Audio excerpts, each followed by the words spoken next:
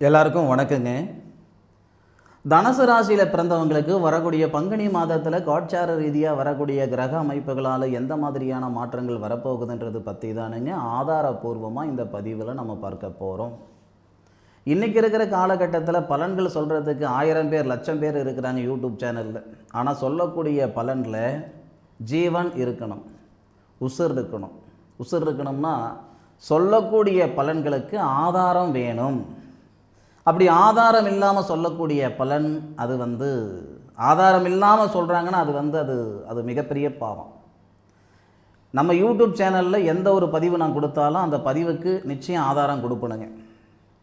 இந்த தனுசு ராசியில் பிறந்தவங்களுக்கு தனுசு ராசியாதிபதியாக வரக்கூடிய கிரகம் குரு பகவான் இத்தனை நாள் 7வது பாவகத்திலேயே இருந்திருந்து நம்ம ராசியை பார்த்துருந்தாலும் வக்கரத்தில் இருந்தார். இந்த மாத தொடக்கத்திலேயே வக்கர நிவர்த்தி. நம்ம ராசியாதிபதி நம்ம ராசியை பார்க்குறதுக்கு முன்னாடி லாபஸ்தானாதிபதின்னு சொல்லக்கூடிய சுக்கிரனை பார்க்கிறார், சுக்கிரனுடைய வீட்டை பார்க்கிறார். இந்த மாதத்தில் நடக்கக்கூடிய கோட்சார கிரக அமைப்புகள் தனுசு ராசியில் பிறந்தவங்களுக்கு 100% மிகப்பெரிய மாற்றத்தை கொடுக்கும். நாம் எதிர்பார்க்கறது சந்தர்ப்பம் தானே. நம்ம திறமையை வெளிப்படுத்துறதுக்கான ஒரு சந்தர்ப்பம் கிடைச்சா எனக்கு போதும் சாமி, இதுதானே நம்ம எதிர்பார்த்துக்கிட்டு இருக்கோம். நம்ம வாங்கின கடனை மற்றவங்க கட்டணும்னு நினைக்கிறோமா? இல்லையே. கடன் வாங்கிட்டேன், பட்டுட்டேன், அதிலிருந்து மீள்றதுக்கான சந்தர்ப்பம் எனக்கு கொடுங்க, என் சம்பாதனை என் உழைப்புக்கு உண்டான உயர்வு கொடுத்தா போதும், இதுதானே நம்ம நினைக்கிறோம். லாபஸ்தானாதிபதின்னு சொல்லக்கூடிய சுக்கிரன் தனுசு ராசிக்கு 4வது பாவகம் சொல்லக்கூடிய சுபஸ்தானத்தில் நம்ம ராசியாதிபதி குரு பகவானுடைய வீட்டில் இருக்கிறார் இந்த மாத தொடக்கத்தில். அப்போது தனகாரகன் சொல்லக்கூடிய குருவுடைய வீட்டில் லாபஸ்தானாதிபதி சொல்லக்கூடிய சுக்கிரன் இருக்கார். சுக்கிரன் தனுசு ராசியில் பிறந்தவங்களுக்கு லாபஸ்தானாதிபதி மட்டும் கிடையாது, சாதகாதிபதி. நம்ம ராசிக்கு 6 கிரகம். 6 கிரகம் போய் எப்படியா சாதகாதிபதினு சொல்லலாம்? ஒரு மனுஷனுடைய திறமையை வெளிப்படுத்துறதுக்கு உண்டான ஒரு கிரகம் எதுன்னு கேட்டிங்கன்னா 6வது பாவகத்துக்கு அதிபதி. நம்ம திறமை, நம்மளுடைய படிப்புக்கு உண்டான உத்தியோகம், நமக்கான சந்தர்ப்பத்தை கொடுக்கக்கூடிய ஒரு இடம் 6வது பாவகத்துக்கு அதிபதி, எந்த கிரகமாக இருந்தாலும் சரி. அப்போது நம்ம ராசிக்கு 6வது பாவகத்துக்கு அதிபதிக்கு வீடு கொடுத்தவர் நம்ம ராசிநாதன், சுபஸ்தானாதிபதினு சொல்லக்கூடிய குரு. வீடு மட்டும் கொடுக்கல, சாரம் கொடுக்குறார். பூரட்டாதி நட்சத்திரம் சொல்லக்கூடிய குபேரர் அவதரிச்ச நட்சத்திரத்தில் இருந்து தொழில் ஸ்தானம் சொல்லக்கூடிய 10வது பாவகத்தை பார்க்கிறாரு லாபஸ்தானாதிபதி. எத்தனை நாள் வரைக்கும் சார்? 11 நாள் வரைக்கும். ஏங்க, நல்லது நடக்கிறதுக்கு 10 நாள் 11 நாள் தேவையில்லைங்க. ஒரு நாள் ஒரு பொழுது போதுமானது. தனுசு ராசியில் பிறந்தவங்களுக்கு பங்குனி மாதம் 1ஆம் தேதியிலிருந்து 11ஆம் தேதி வரை லாபஸ்தானாதிபதினு சொல்லக்கூடிய கிரகம் சுபஸ்தானத்தில் இருந்து சுபஸ்தானாதிபதி சாரம் வாங்கி லாபஸ்தானம் சொல்லக்கூடிய 10வது பாவகத்தை பார்க்கிறார், உச்சத்தில் இருக்கிறார். மிகப்பெரிய ஒரு விஷயம் நினச்சிக்கிடும். ஏன்னா ஒரு கிரகம் ஆட்சியில் இருக்கிறத விட உச்சத்தில் இருக்கும்போது பலம் அதிகம். லாபஸ்தானாதிபதியும் தனஸ்தானாதிபதியும் இணைந்து, தனஸ்தானாதிபதி சனிதானே. தனுசு ராசியில் பிறந்தவங்களுக்கு தனகாரகன் உங்கள் ராசிநாதனாக இருக்கட்டும், தனஸ்தானாதிபதினு சொல்லக்கூடிய கிரகம் சனி. சனி பகவான் நம்ம ராசிக்கு 6வது பாவகத்தையும் பார்க்கிறாரு, 6வது பாவகத்துக்கு அதிபதியோட சேர்றாரு, 10வது பாவகம் தொழில் ஸ்தானத்தையும் பார்க்கிறாரு, நம்ம ராசியை 10வது பார்வையாக பார்க்கிறாரு. தனஸ்தானாதிபதி சனி, தனகாரகன் குரு, இருவருமே நம்ம ராசியை பார்க்கக்கூடிய பிராத்தம் பிரமாதம். சார் இதுக்கு முன்னாடி தான் சார் பார்த்துட்டு இருந்தாரு. வாஸ்தவம் தான், நம்ம ராசியாதிபதி தான் வக்கரத்தில் இருந்தாரே.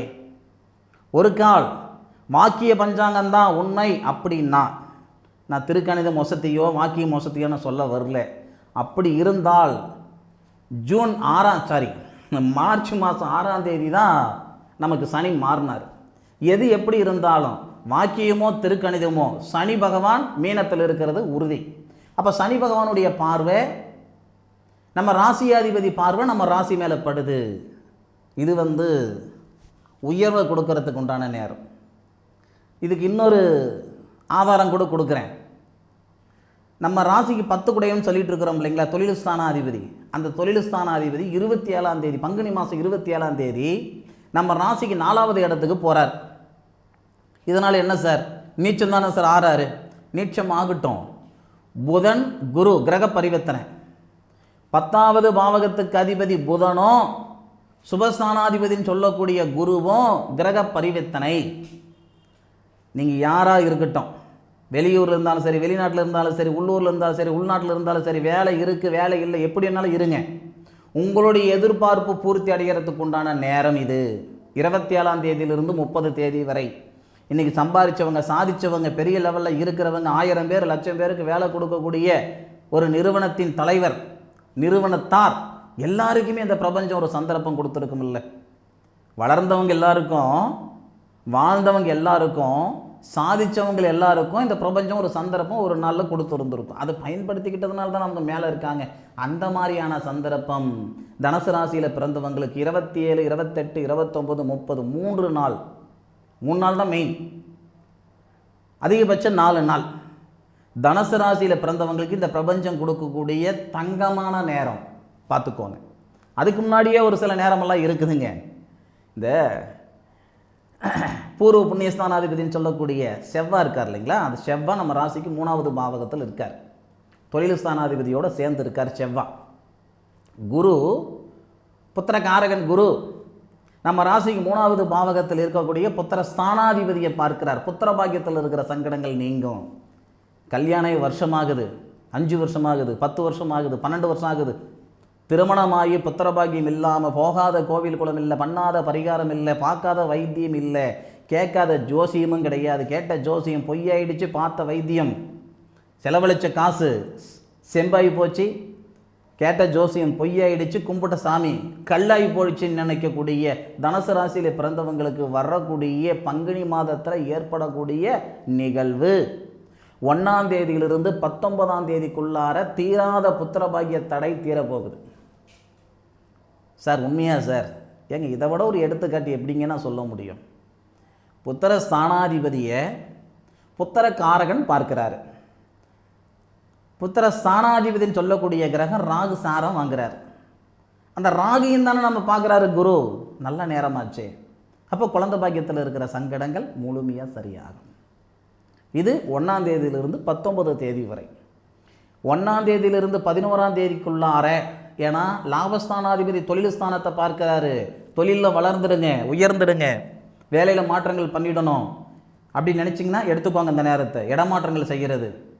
நான் கவர்மெண்ட் வேலையில் இருக்கிறேன், என் சம்சாரம் வந்து சென்னையில் இருக்கிறாங்க, நான் சேலத்தில் இருக்கிறேன், அரசாங்க உத்தியோகத்தில் 2 பேர் இருக்கிறோம், பிரிவினைகளாக இருக்கிறோம், ஒரு இடத்துல சேர்ந்துருவீங்க. எத்தனையோ பேர் கன்னியாகுமரியை சொந்த ஊராக இருக்கும், நீங்கள் வந்து சென்னையில் இருக்கலாம், காஞ்சிபுரத்தில் இருக்கலாம், வேலூரில் இருக்கலாம், இந்த மாதிரி வெவ்வேறு ஊரில் இருக்கலாம். சொந்த ஊருக்கு போகணுன்ற எண்ணங்கள் நிறைய இருந்துக்கிட்டு இருக்கோம். பதவி உயர்வு கொடுக்குது, ஆனால் இடமாற்றங்கள் தரலைங்க இந்த பிரபஞ்சம். அப்படின்னா இந்த பங்குனி மாதத்தில் 1ஆம் தேதியிலிருந்து 11ஆம் தேதிக்குள்ளே முயற்சித்தால் 11ஆம் தேதிக்குள்ளார நடந்துடாது. தொடக்கம் அந்த நாளில் தொடங்கக்கூடிய ஒரு சூழல் ஒரு 3 மாதம் 6 மாதத்தில் கண்டிப்பாக வந்துடும். நம்ம எல்லாருமே இந்த இன்சூரன்ஸ் காப்பி மாதிரி நம்ம பலன் எதிர்பார்க்கிறோம். இன்றைக்கே மாறிடணும், இப்பயே மாறிடணும். இந்த மாதத்தில் விதைக்கக்கூடிய விதைக்கு 3 மாதம் கழித்து, 6 மாதம் கழித்து, இல்லை 1 வருஷம் கழித்து தான் பலன் கிடைக்கும் இல்லையா? மண்ணில் போடுற விதைக்க கூட 7 நாள் அவகாசம் தேவை. எப்பேற்பட்ட விதையாக இருந்தாலும் 7 நாள் முட்டிக்கிட்டு மேலே வந்துடுது. அந்த மாதிரி இன்சூரன்ஸ் காப்பி மாதிரி போட்ட உடனே மாதம் பிறந்த உடனே எனக்கு மாற்றம் வந்துடணும்னு நினைக்கிறதெல்லாம் தப்பு. இந்த மாதத்தில் நாம் எடுக்கக்கூடிய முயற்சியால் மாற்றம் கொஞ்சம் கொஞ்சமாக வரும். ஆனால் இந்த மாதத்தில் ஏற்படக்கூடிய கிரக அமைப்புகள் பிரமாதம், மாற்றுகிறது இல்லவே இல்லை. அதே மாதிரி படித்த படிப்புக்கு உண்டான உத்தியோகம் வரத்துக்கு வாய்ப்பு இருக்குன்னு சொன்னேன். இல்லை படித்த படிப்பில் இருக்கக்கூடிய சிக்கல்களெல்லாம் நீங்கிறதுக்கான ஒரு சூழல் இருக்குது. இடமாற்றங்கள் அப்படின்றது நான் வேலைக்கு மட்டும் சொல்லலைங்க. நிறைய பேர் தனுசு ராசியில் பிறந்தவங்க பூர்வீகத்தை விட்டுட்டு வெளியே வர முடியலைங்க. இந்த நேரம் இந்த பூர்வ புண்ணியஸ்தானாதிபதினு சொல்லக்கூடிய கிரகம் செவ்வாய் தானே. செவ்வாய் ராகு சாரம் வாங்கிட்டு, ஏன்னா இந்த பூர்வீகத்துக்கு அதிபதி யாருன்னு கேட்டிங்கன்னா ராகு, பூர்வ புண்ணியஸ்தானாதிபதி செவ்வாய், 2 பேரும் ஒரே சாரத்தில் இருக்கையில் குரு பார்க்கிறார். பூர்வீகம் அந்த இடத்துல இருந்து வெளியேறதுக்கான வாய்ப்புகள் இந்த நேரத்தில் வந்துடும்.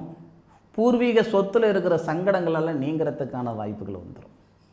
முன்னோர்களுடைய அனுகிரகங்கள், ஆசீர்வாதம் தனுசு ராசியில் பிறந்தவங்களுக்கு வரக்கூடிய பிரமாதமான ஒரு நாட்கள் இந்த நாட்கள். அதே மாதிரி 3வது பாவகத்தில் செவ்வாய் இருக்குதுங்க. செவ்வாய் பார்த்திங்கன்னா சகோதர காரகன், சகோதர ஸ்தானத்தில் இருப்பதால் அண்ணன் தம்பிகளுக்குள்ளே இருக்கக்கூடிய கருத்து வேறுபாடுகள் நீங்கள், அக்கா தங்கிக்குள்ளே இருக்கக்கூடிய கருத்து வேறுபாடுகள் நீங்கள், சகோதர ஸ்தானத்தில் உள்ள சங்கடங்கள் சரியாகிறதுக்குண்டான நேரமாக இது இருக்கும், மாற்று கருத்து இல்லை. தனுசு ராசியில் பிறந்தவங்களுக்கு ஒரு வார்த்தை நான் சொல்கிறேன். இந்த மாதத்தில் ஒவ்வொரு நாளும் 1ஆம் தேதியிலிருந்து 11ஆம் தேதி வரைக்கும் ஒரு மாற்றம், 19ஆம் தேதி வரைக்கும் ஒரு மாற்றம், 27லிருந்து 30 வரைக்கும் ஒரு மாற்றம். ஆனால் இந்த மாற்றங்கள் நமக்கு வரணும்னா அந்த நேரத்தில் போடக்கூடிய அந்த உழைப்பு என்ன? ஒரு ஓட்டப்பந்தயத்தில் எத்தனை பேர் கலந்துக்கிட்டாங்கன்றது முக்கியம் இல்லை. நம்ம ராசியில் லட்சம் பேர் இல்லை, கோடிக்கணக்காக நம்ம ராசியில் பிறந்திருப்பாங்க. நம்ம ராசியில் பிறந்தவங்க எல்லாமே சாதிச்சிருவாங்களா இந்த மாதத்தில்? முயற்சி செய்கிறவங்களுக்கு சாதனை கிடைக்கும். ஓட்டப்பந்தயத்தில் 1000 பேர் லட்சம் பேர் கலந்துக்கிறாங்கன்னா அதில் யார் ஜெயிச்சாங்கன்றது தான் முக்கியம். உழைப்புன்றது எல்லாரும் போட்டாலும் நாம் உழைப்பு போடுற நேரத்தில் இந்த பிரபஞ்சத்துடைய அனுகிரகங்கள் இருக்கா? நேரகாலங்கள் அறிந்து ஒரு செயல் செய்யணும். பெரியவங்க சொல்லுவாங்க, உங்களை மாதிரி பெரியவங்க ஒரு வார்த்தை சொல்லுவாங்க அழகா, பட்டம் பார்த்து பயிர் செய்யணும். பட்டம் பார்க்காம பயிர் செய்தோம்னா விதைத்த விதை விளையும், வீடு சேராது. அதனால் இந்த மாதத்தில் நீங்கள் எடுக்கக்கூடிய முயற்சிகள், முடிவுகள் ஒரு நாள் இல்லை ஒரு நாள் உங்கள் வம்சத்தில் யாரும் வாழாத வாழ்க்கை வாழ்கிற மாதிரியான சூழலை உருவாக்கி கொடுக்கும். அனுபவித்து சொல்லுங்கள். தனுசு ராசியில் பிறந்தவங்களுக்கு மிகப்பெரிய மாற்றத்தை இந்த பதிவு கொடுக்குன்றதில் எந்த விதமான மாற்று கருத்தும் கிடையாது. உங்களுடைய கருத்துக்கள் என்னன்றது இந்த மாதத்துடைய இறுதியில் அனுபவித்து சொல்லுங்கள். மீண்டும் அடுத்த ஒரு அற்புதமான தருணத்தில் தனுசு ராசியில் பிறந்த உங்களை சந்திக்கும் வரை உங்களிடமிருந்து விடைபெறுவது உங்கள் வீட்டு ஜோதிட நண்பனான மா. காளிதாஸ் மணிகண்டன்.